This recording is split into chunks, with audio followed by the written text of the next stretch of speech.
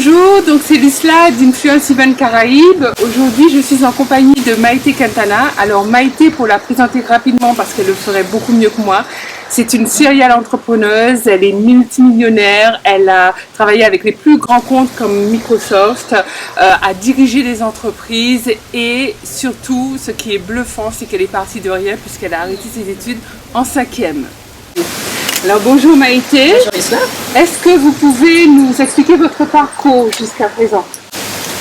En fait, mon parcours n'a rien de bien, je dirais, faramineux, si ce n'est que je me suis retrouvée à me faire taguer étant jeune un échec scolaire, donc pas spécialement sélectionnée pour réussir.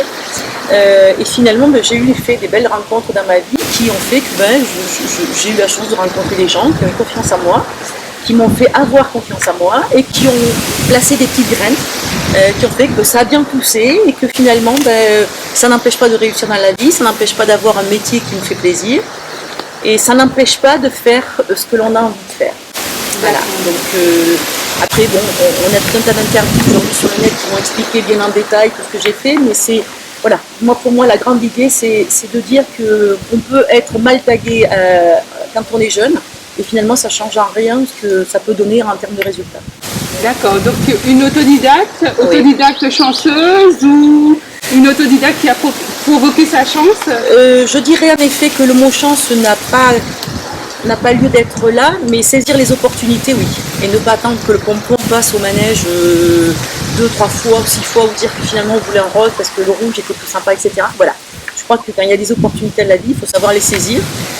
Savoir en tirer. Alors toutes ne sont pas bonnes à 100%, mais ça permet, au fur et à mesure qu'on les saisit, de se rendre compte que finalement il y a d'autres comportements à avoir, qu'il y a des façons de réorganiser, qu'il y a des façons d'appréhender et de gérer des situations. Donc quand la vraie arrive, en fait on est formaté, on est déjà prêt et armé. D'accord, super. Et donc qu'est-ce qui vous a amené alors du coup au développement personnel? En fait, je me suis retrouvée moi un jour à me rendre compte que je faisais du développement personnel depuis des années seule. Sans savoir. Voilà, j'ai rencontré un jour des personnes qui me disaient voilà, moi je fais ça, et puis je me disais mais pourquoi ils font ça avec quelqu'un Et je voyais pas trop comment les gens pouvaient aller se faire aider, puisque moi déjà je faisais appel à tout un tas d'outils que j'avais développés et construits pour moi. Et je me disais mais mince, mais il y a à côté de ça des choses qui existent déjà, alors que moi j'ai galéré à trouver, à construire et à faire. Et c'est comme ça que j'ai été amenée à constater qu'il y avait des outils de développement personnel qui étaient là pour aider les gens et qui finalement sont exceptionnels et qui sont juste à la portée de tous. Et puis aujourd'hui, encore moins, je veux dire, voilà, on est en 2015, ça veut dire aussi Internet, ça veut dire tout un tas de choses qui sont en libre accès, gratuitement. Je trouve ça fabuleux. C'est pas il y a 20 ans ou il y a 30 ans où on n'avait pas accès à toute cette culture et à cette documentation sans savoir si ça existait ou pas. D'accord. Donc vous, ça, c'est votre tempérament. Vous êtes curieuse de nature, vous avez envie d'apprendre, mais est-ce que selon vous, il y a une recette un peu miracle pour que les gens soient heureux et comme vous, cet élan d'aller vers l'avant? Alors moi j'ai une grande particularité, c'est que tout m'intéresse dans la vie. Que ça aille de la reproduction des escargots à des satellites qui partent dans le ciel, c'est quelque chose que tout me passionne. Voilà, j'aime bien savoir ce qui se fait, comment on fait les choses, etc. Je pense que ça a fait beaucoup dans mon développement de femme aussi, parce que ça a permis de pouvoir avoir accès à tout un tas de cultures, de métiers, de fonctionnement et de faire aussi des assimilations de marchés. Les uns fonctionnaient comme ça. Enfin bon, voilà, moi ça a été un grand outil. Après dire que je ne sais pas si c'est ce qui a fait que j'ai pu arriver à faire un parcours comme je l'ai fait. Mais en tous les cas, je pense que ça aide. Ça aide vraiment de pouvoir trouver des outils, se rendre compte que finalement la messe n'est pas dite. Parce que c'est ce que je reproche aujourd'hui en termes de fonctionnement, c'est qu'une fois que la messe est dite, voilà, on a décidé que telle ou telle personne n'était pas intelligente, que ces personnes-là n'arriveraient pas plus haut, alors que non, on a tous des formes d'intelligence différentes, développer ou pas. Et qu'à partir de là, on va les stimuler, on va aller se faire un petit peu violence, sortir de zone de confort. Alors zone de confort, ça veut dire qu'on n'est pas tous les matins avec son petit planning rythmé. Parce qu'en général, quand on dit zone de confort, les gens se disent ok super, et c'est quoi la zone de confort? La zone de confort, c'est on est bien là où on est et on n'a pas de difficulté à gérer son quotidien. Donc on sait que sa voiture va fonctionner tous les matins, qu'elle est en pleine d'essence, etc. Et l'idée, c'est de sortir sa zone de confort. Et moi, je ne suis bien que quand je suis hors zone de confort. D'accord. Et donc, vous pensez que c'est donné à tout le monde, ça? Je pense que tout le monde en est pourvu, si ce n'est qu'il faut enlever des croyances limitantes qui sont la peur, qu'on nous a instillées étant enfant dans notre éducation. Une fois qu'on a saisi pourquoi on a eu peur à un moment donné sur certains actes qui peuvent paraître anodins pour d'autres et d'autres qui sont insurmontables, une fois qu'on prend conscience que finalement j'ai une peur qui est là-dessus, cette peur elle vient d'où? Une fois qu'on a fait ce chemin, on peut remplacer ces schémas par des schémas déjà positifs, se rendre compte que finalement il y a d'autres personnes qui arrivent facilement, mais que aussi nous on arrive à faire des choses très facilement par rapport à d'autres. Voilà, ceux qui arrivent dans des choses, voilà, on a une répartition en fait. Il ne faut pas croire que les gens tous font tout très très bien et sont, en fait c'est un muscle qu'on va stimuler, se mettre en zone de confort, qu'on va stimuler par tout un tas de choses, à se dire bon ok je vais essayer de faire ça, je vais essayer de me dépasser, et une fois qu'on a plus la crainte, mais ça devient une espèce de dopamine où on se dit waouh, je vais m'amuser, parce qu'en fait après on s'amuse. C'est ce qui est le plus difficile et c'est ce que j'explique toujours, c'est qu'à force de se mettre en zone hors zone de confort, on s'amuse. C'est marrant, on développe sa confiance en soi, on se dit si je rate, c'est pas grave, c'est pas la mort, et tout est comme ça en fait, et ça devient un jeu. Et la vie, il faut que ce soit un jeu parce que sinon on ne vit qu'une fois. C'est bien dommage de la gâcher avec des peut-être et des si et des machins. Et c'est ce qui arrive quelquefois en termes de fonctionnement. Donc en fait, quelque part, c'est un petit peu s'autoriser à se tromper, s'autoriser à tâtonner, s'autoriser... Moi, le mot tromper ou échec ne devrait pas exister, en tous les cas. Leçon de vie. Moi, je dis toujours que c'est des leçons de vie. Voilà. Et tant qu'on n'a pas compris la leçon, elle revient. Mais pourquoi j'ai de nouveau ce schéma-là à traiter, en sachant que je l'ai passé une fois, deux fois, trois fois. Il y a quelque chose que je ne comprends pas. Il faut bien l'analyser en se disant, mais ok, pourquoi je retraverse encore cette période difficile où je n'arrive pas? Parce qu'en fait, on n'a peut-être pas accepté, parce que peut-être finalement, on n'a pas trouvé les outils qu'il fallait. Et c'est ça qui est important, de se dire, c'est pas des échecs, c'est apprendre à vivre. Pour avoir appris une sérénité, se dire, ok, d'une part, ça génère une certaine satisfaction, c'est ce qui accumule et qui développe la confiance en soi, se dire, j'ai réussi à faire ça toute seule ou avec l'aide d'autres, mais en tous les cas, ma participation a fait ce qu'elle a fait. Et ça, c'est ce qui sème, qui fait que l'arbre devient grand et beau. Une fierté personnelle. Oui, moi je dis toujours que la fierté, c'est l'eau de la confiance en soi. Hein. Et sans eau, malheureusement, il n'y a pas grand-chose qui vit aujourd'hui sur cette terre. D'accord. Et donc tout ça, c'est bien inspirant. Alors, quelle est votre propre définition du succès? Si vous deviez donner l'idée de ce qu'est le succès. Je ne pense pas être une bonne référence à la matière pour décrire le succès. Pour moi, le succès, c'est être arrivé à ce que j'avais prévu de faire quand j'étais enfant. D'accord. Voilà. Un objectif atteint. Un objectif, ça ne se quantifie par millions, ni en biens matériels, ni en possession de biens. C'est aujourd'hui se lever tous les matins et faire quelque chose qui nous plaît et qui fasse que chaque journée, elle passe rapidement, parce qu'on s'est amusé et qu'on est encore dans le bac à sable, à faire son travail avec plaisir, qu'on le fait correctement et on a cette satisfaction de se dire waouh, j'ai fait un truc, j'ai fait avancer les choses. Ça ressemble pas un petit peu au bonheur, ça? Ça ressemble au bonheur, oui. Ouais. Alors heureusement, c'est pas perpétuel parce que sinon ça s'appellerait plus du bonheur. Parce que là-dedans, c'est ce que je dis toujours, il faut 20% de choses qui font suer pour pouvoir profiter des 80%. Mais il ne faut pas que la tendance s'inverse. Il ne faut pas que vous ayez 80% dans votre journée de travail qui sont suants, qui ne sont pas sympas, voilà, qui sont pénibles, où on fait à contre-cœur. Et juste 20% où on s'amuse. Ouais. L'idée, c'est 20%. Ça, c'est ce que je dis toujours au maximum syndical. Où on va se dire, bon, ok, j'ai ça à faire ça, on y va. D'accord. Voilà. Pas mal ça, 20%. Ouais. 20% de choses un peu pénibles. J'ai rien inventé, pour être très clair, Lucella, vous savez, quand on prend la loi des 20-80, cherchez sur internet, vous allez trouver, que ce soit dans le business, dans le commerce, ou dans tout un tas de ratios, c'est une loi que. Enfin, c'est une règle mathématique qui s'attribue à tout un tas de choses. Je garde ça, je prends. Alors, si, selon vous, donc le changement, on voit un petit peu votre état d'esprit, vous êtes une femme battante, positive de nature. Donc, est-ce que vous pouvez nous expliquer en quoi le changement positif peut aider les gens dans leur vie au quotidien, en fait? Parce que tout simplement, j'ai moi eu aussi un passé, comme tout le monde. Je suis pas née avec une cuillère en argent dans la bouche, où finalement l'enfance allait ce qu'elle est, et que j'ai réussi avec les années, en cherchant des outils, à reprendre en fait des mauvais schémas, à reprendre des croyances limitantes qu'on nous intègre, etc., Alors c'est très simple, hein. Vous avez la première qui est l'éducation parentale, l'éducation nationale qui vient remettre une couche, et on a une éducation religieuse. Et en fait tout ça c'est comme un système de millefeuille qui fait qu'on ne se souvient pas pourquoi à un moment donné on a intégré des peurs ou des schémas sur lesquels on dit non là moi c'est pas la peine, je sais pas faire parce qu'on m'a toujours dit que je savais pas faire. En fait moi je suis aujourd'hui totalement contraire à tout ça. On est tous capables de faire quelque chose. Alors suivant notre capacité physique, on ne pourra pas faire ça longtemps. Moi la première, je ne pourrais pas aller faire des courses de voiture pendant 3 heures ou 4 heures parce que ma condition physique n'est pas donnée. Par contre, je pourrais faire un tour ou 2 tours. Je pourrais le faire. D'accord ? Après, il y a ce qu'on appelle l'endurance intellectuelle aussi qui permet de pouvoir se concentrer pendant des heures d'affilée, etc. Mais dans ce qu'on appelle la capacité à pouvoir faire les choses, je pense que tout le monde est capable de le faire. Donc moi aujourd'hui, c'est se dire, on est tous capables de faire des choses, il faut juste appuyer sur des boutons. Et le changement, c'est ça, c'est se dire, voilà, moi j'ai développé des outils, il existe des multitudes d'outils. Prenez celui qui va vous aller, qui va vous convenir en forme d'apprentissage, en forme de fonctionnement, en forme de pratique aussi. Trouvez, réadaptez-le à votre fonctionnement, et à partir de là, feu. Et s'il ne va pas, il faut en chercher d'autres jusqu'à ce qu'on va trouver celui dont on a besoin. Voilà. Et c'est ce qui provoque des changements qui sont positifs, qui sont durables. Parce que le problème des changements, on se dit toujours, on vient de passer le premier de l'an.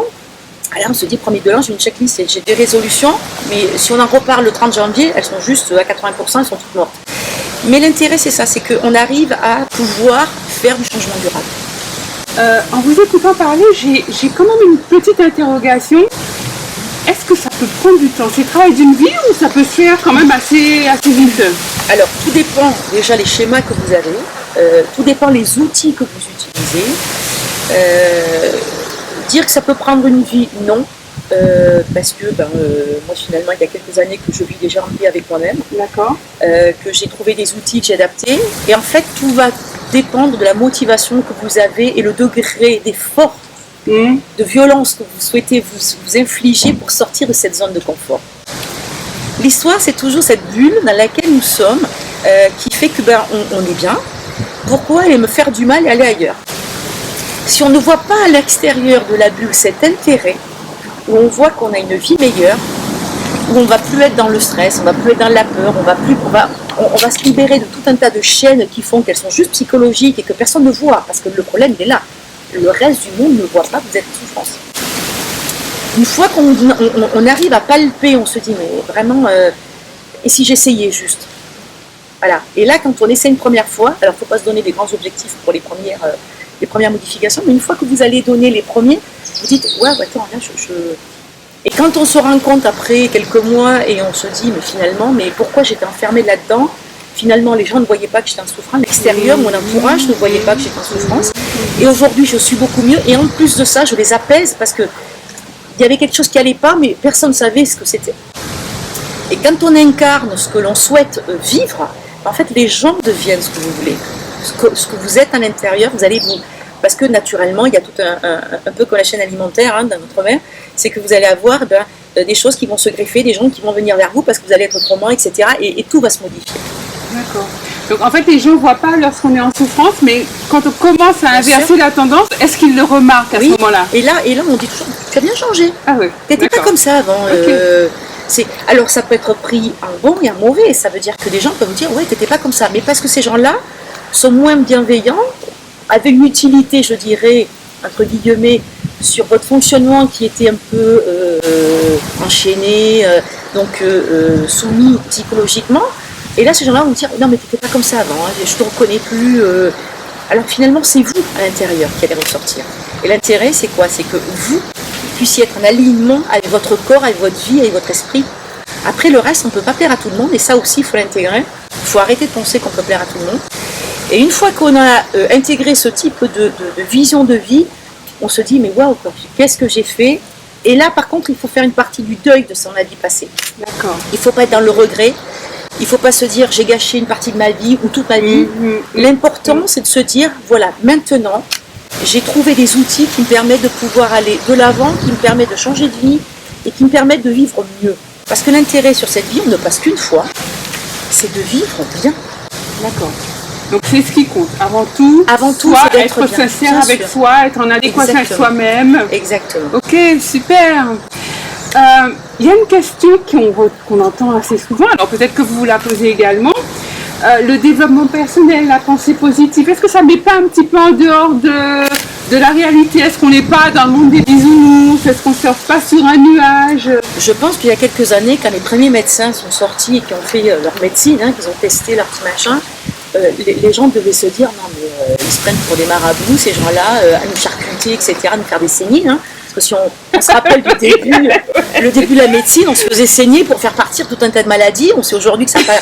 Mais on a démarré. Et juste ça, moi aujourd'hui, je me dis, bon, ça fait à peu près après-guerre que le développement personnel a commencé, puisqu'on a des écrits de Napoléon Hill qui datent quand même de 1800 et quelques, qui étaient déjà les prémices du développement personnel. On s'aperçoit que ce type avait vraiment une vision du développement personnel qui aujourd'hui est aguerri et qui fait ses preuves. Donc oui, sûrement qu'on peut penser ça, mais au même titre que tout nouvelle chose qui change, le changement n'est pas accepté par tous comme étant quelque chose de bon, de positif, alors qu'il ne peut être que positif. Bon ou mauvais, de toute façon, il faut tester. Et c'est ça qui est sympa. Super. Alors, j'ai une question suivante. Alors, bon. Elle a que ça, que des questions. C'est horrible. J'ai encore une question, oui, qui me tient particulièrement à cœur en tant que maman. Qu'est-ce que vous auriez aimé que vos parents ou vos professeurs vous enseignent lorsque vous étiez plus jeune, enfant? Qu'est-ce que vous auriez aimé entendre? Je dirais que mes parents, je ne dis pas qu'ils m'ont donné une éducation, ils m'ont donné une éducation, ce qui est déjà une grande chose sur cette terre, et socialement ça permet de pouvoir s'élever. Donc ça c'est déjà une très bonne chose. Et c'est pour ça que sur un des centres de formation que nous avons aujourd'hui, on a même fait un module sur l'éducation, comment s'élever socialement avec des codes. Parce qu'en fait, si socialement vous n'avez pas les codes qui font que les gens vont vous reconnaître, ça peut être un handicap. Donc ça c'est... Et donc mes parents m'ont transmis ça et je leur en suis extrêmement reconnaissante. J'aurais aimé que les professeurs, au lieu de dire à mes parents on n'en fera rien de votre enfant, elle est très compliquée parce qu'elle ne comprend pas tout, il faudrait presque la faire triper de une cinquième. J'aurais aimé qu'ils disent, voilà, il existe d'autres formes d'apprentissage, essayez de voir ce qu'on peut trouver. Mais je viens de faire 46 ans, il y a plus de 35 ans, c'était pas du tout dans le cursus. On est aujourd'hui aux prémices à se dire, est-ce qu'on ne pourrait pas peut-être avoir un autre système pédagogique? Donc voilà, moi aujourd'hui je prône ça, je prône qu'il ne faut pas étiqueter les enfants à l'école, ne pas dire, parce qu'aujourd'hui l'éducation nationale ne parle qu'à 2 formes d'intelligence, la littéraire et la mathématique. Il y a aujourd'hui 8 formes d'intelligence recensées, intrapersonnelle, interpersonnelle, etc. Et ça c'est important de savoir qu'on n'est peut-être pas formaté comme la majorité, et c'est pas une majorité, parce que c'est juste des enfants qui vont réadapter leur intelligence. Alors qu'ils ne sont pas mathématiciens ni littéraires, mais qui vont forcer pour le devenir. Donc on a un échec scolaire qui est la minorité en fait, où on se dit ben voilà, ces gens-là, ces gamins-là sont pas faits pour. Et c'est ce qui est un peu dommage, c'est qu'aujourd'hui il y a tellement d'outils, mais que ce soit dans le développement personnel, parce que tout ça s'entrecroise quelque part. On est à se poser des questions. Pour moi, la définition de développement personnel, c'est dire j'ai conscience que j'ai une douleur. Comment je fais pour pouvoir la soigner? Ça, c'est pour moi la définition du développement personnel. Alors, on a une multitude aujourd'hui de choses qui vont bien. Ce qui est bien, c'est qu'on a tous une imagination fertile et on essaie de trouver des solutions pour pouvoir réadapter à chaque intelligence, à chaque passif, à chaque QI, parce que là-dedans, il y a tout un tas de paramètres qui viennent en compte, c'est pas si simple non plus. Et c'est ça que je trouve sympa, parce que dans 5 ans, dans 10 ans ou dans 20 ans, on aura des techniques qui seront abouties, on sera peut-être passé à 20 formes d'intelligence parce qu'on travaille aujourd'hui là-dessus, le CNRS est là-dessus, il y a une 9e qui se profile, on est vraiment en train d'avancer, de se dire que finalement ce qu'on a stigmatisé pendant 40 ans, c'est bien, c'était bien, mais c'était pas tout à fait ça. Ouais. Ok. Donc le personnel enseignant, d'accord. Et les parents, du point de vue des parents, est-ce que les parents peuvent avoir un rôle moteur aujourd'hui, là, moi, je crois qu'il faut aussi remettre dans du contexte. Il y a 40 ans, mes parents, avec une certaine position qu'avait l'éducation nationale, tout ce qu'on peut. Il y a aujourd'hui ce libre accès, encore une fois, où on peut se documenter sur tout un tas de choses, où l'information peut circuler rapidement, où quand on peut échanger avec d'autres parents. Il y a tellement de choses qu'aujourd'hui sont tellement plus faciles. Et on n'a plus honte d'avoir des enfants précoces ou en retard, etc. Voilà, aujourd'hui, on est On constate qu'un enfant est en difficulté, ok, quelles sont les solutions?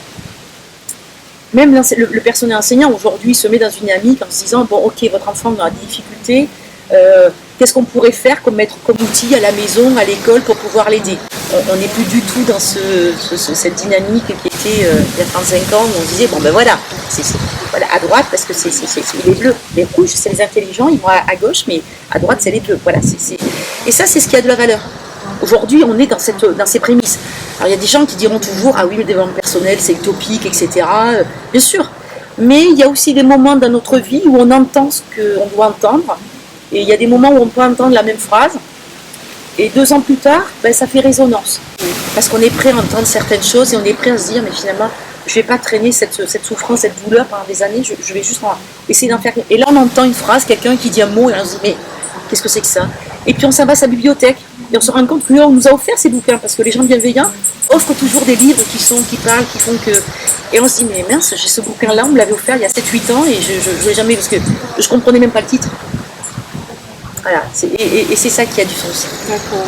Donc, nous sommes ici en Guadeloupe. On dit souvent que les Français ne lisent pas beaucoup. En Guadeloupe, c'est le même constat. Ouais. Donc, quels sont les livres qui vous ont marqué? Si vous deviez conseiller un livre aux personnes qui nous écoutent, quel serait-il? Alors, j'ai plusieurs livres sur plusieurs sujets à conseiller, mais je dirais que, par définition, lire crée l'imagination, l'imaginaire en fait. Une fois que vous arrivez à recréer votre imaginaire, parce qu'en fait en étant adulte on perd notre imaginaire, parce qu'on nous explique qu'il y a des choses qui sont faisables, pas faisables, on met des barrières, et finalement c'est ce qui nous empêche de rêver.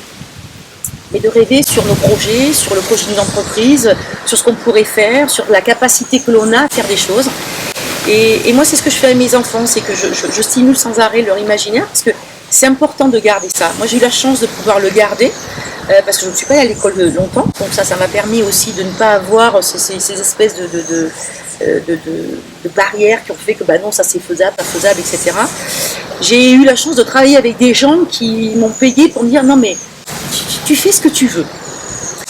Ça n'a pas de prix, parce qu'en fait pouvoir faire ce qu'on veut dans des budgets où on se dit bon ben voilà, et c'est là, voilà, c'est là, parce que ces gens-là ont vu que j'avais ce muscle qui était développé, où j'arrivais à partir dans des délires pas possibles, qui après rentraient dans une certaine forme de faisabilité, mais on ne faisait pas un plan de réduction. Donc il faut lire, il faut lire. Moi j'incite beaucoup les gens à lire, si c'est des sujets qui les passionnent, etc. Mais au-delà de l'instruction que peut donner la lecture, c'est un outil formidable pour stimuler et entraîner son imaginaire, et c'est ce qui nous permet de pouvoir rester heureux, et même quand on ne l'est pas heureux, parce qu'on traverse des périodes difficiles, on a perdu un être cher, etc.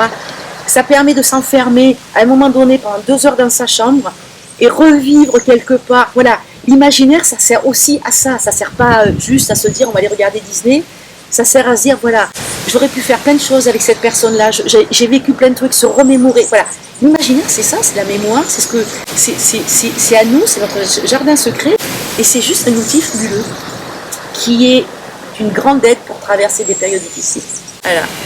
Concernant la journée du changement positif, à présent, qu'est-ce qui vous a donné l'idée? Qu'est-ce qui a insufflé l'idée d'organiser une telle manifestation et d'inviter justement les Guadeloupéens à y participer? Alors, tout a démarré en métropole. Je faisais la sortie du livre de Riche et Influente sur Paris. J'avais une amie guadeloupéenne qui est très branchée comme moi, développement personnel, que je salue, bonjour Sandrine. Et elle me dit, mais pourquoi il n'y a pas ça en Guadeloupe? Je ne sais pas. Je dis, moi, à chaque fois, ce sont des événements qui sont faits, je suis invitée sur la métropole ou à l'étranger, mais c'est vrai qu'en Guadeloupe, il n'y a pas. Tu pourrais organiser ça, etc. Et là, je me suis dit, tu sais, c'est quand même compliqué d'organiser. Moi, je ne sais pas trop, etc. Et c'est là où j'ai eu l'idée de dire, parce qu'on était quand même amis avec cela sur Facebook, je me suis dit, mais peut-être ça peut intéresser des personnes d'organiser ça. Et en fait, c'est là où on s'est rencontrés et on s'est dit, ça a peut-être du sens. Parce que je pense que malheureusement, la Guadeloupe, enfin les Antilles, sont un peu les oubliés de ce type et que, en fait, vous êtes obligés de passer par le net pour aller vivre. Ma définition, c'est qu'on arrive bien à mémoriser et à faire de l'apprentissage que quand on vit les expériences. Voilà. Et on a décidé de faire cette journée ensemble, la journée du changement positif, parce qu'on s'est dit, voilà, les gens pour ceux qui voudront venir, vont vivre cette expérience cet après-midi-là et elle va rester mémorisée et il y aura, s'ils prennent 5-6 outils, ben c'est juste fabuleux. Oui. Voilà, sur la multitude des outils qu'on va donner à cette journée, ben même s'ils en gardent pour certains 2, d'autres 5, d'autres 6, ben ils auront ça parce qu'ils se diront, voilà, j'étais là, j'ai mémorisé, j'ai appris. Parce que moi, ça c'est mon format d'apprentissage. Je mémorise bien que quand je vis les choses. Voilà. Et c'est comme ça qu'on a décidé, avec votre collaboration, on vous en remercie, parce que c'est sympa, et les autres conférenciers se joignent à moi, parce que je trouve ça sympa, et je trouve que c'est... Voilà, c'est une vraie richesse. C'est une vraie richesse de pouvoir venir ici travailler avec vous et échanger là-dessus. D'accord. Donc en fait, vous avez répondu à ma question suivante, qui était de savoir ce que les gens vont en tirer de cette manifestation. Ça va être une multitude, parce qu'en fait, comme il n'y a pratiquement pas de conférences là-dessus, on a tablé sur un échantillonnage. On va faire un petit peu de tous les outils, ça va être de l'énéagramme, ça va être un peu d'hypnose, ça va être des formes d'intelligence, vous allez passer des tests, vous allez savoir quelles sont vos formes d'intelligence prédominantes. Vous allez partir avec des outils et ensuite vous allez nous donner votre retour en nous disant « moi ça m'a intéressé ». Et si c'est un succès, ben derrière, on va faire des produits, on va faire des conférences qui seront sur ce qui va vous intéresser, parce qu'aujourd'hui, on ne sait pas ce qui intéresse les Guadeloupéens précisément. Donc l'idée, c'est de se dire, ok, on fait une dégustation, on fait un buffet, tout le monde va aller manger en fait ce qu'il a envie de l'entrée jusqu'au dessert, jusqu'au café, et se dire, ben voilà, moi finalement, j'ai bien aimé que le plat de résistance parce que je suis que salé. Ok, très bien. Et on va faire des petites statistiques les semaines qui vont suivre, et après derrière, ben, on se dira, ben, finalement, ils ont aimé ça, partons là-dessus dans un premier temps, et on va essayer de satisfaire tout le monde comme ça tout au fil de l'année. Ok, donc vous l'avez compris, tout le monde y trouvera son compte. C'est ça. Si vous deviez donner un dernier conseil aux personnes qui nous écoutent, quel serait-il ? Moi, je dirais que si vous avez un mal-être, si vous avez un petit problème de couple, si vous avez un problème de relation avec vos enfants, et qui n'en a pas, je veux dire qu'on est tous à la même enseigne, et c'est pas parce qu'on fait des conférences et qu'on est dans le développement personnel qu'on n'en a pas non plus. Que les choses soient claires aussi. On est toujours en quête de s'améliorer, et c'est ce qui fait qu'on reste là-dedans. Venez à cette conférence. C'est une conférence qui est totalement atypique par rapport à tous les formats qu'on peut retrouver aujourd'hui sur le marché. Vous allez trouver à un moment donné un outil qui va vous parler. Et après derrière, ben, il faudra le développer et il y aura des outils qui vont être mis en ligne, qui vont être sympas parce qu'on va vous faire des petites surprises qui vont bien. Venez voir, venez voir, vous ne serez pas déçus. Bien Maïté, en tout cas moi je me suis régalée, donc nous vous invitons tous samedi 9 janvier à 14h30 au WTC de Jarry à venir découvrir Maïté Quintana ainsi que David Mawani et Yannick Alain lors de cette conférence. Un dernier mot, le mot de la fin pour toutes ces personnes qui nous écoutent. Dépêchez-vous, il ne reste plus beaucoup de place, je crois qu'il reste une 30aine de places, donc je ne veux pas mettre la pression, si vous devez y aller, c'est le moment. Bravo, merci Maïté. Avec grand plaisir. Merci, à bientôt. Ah, bye bye.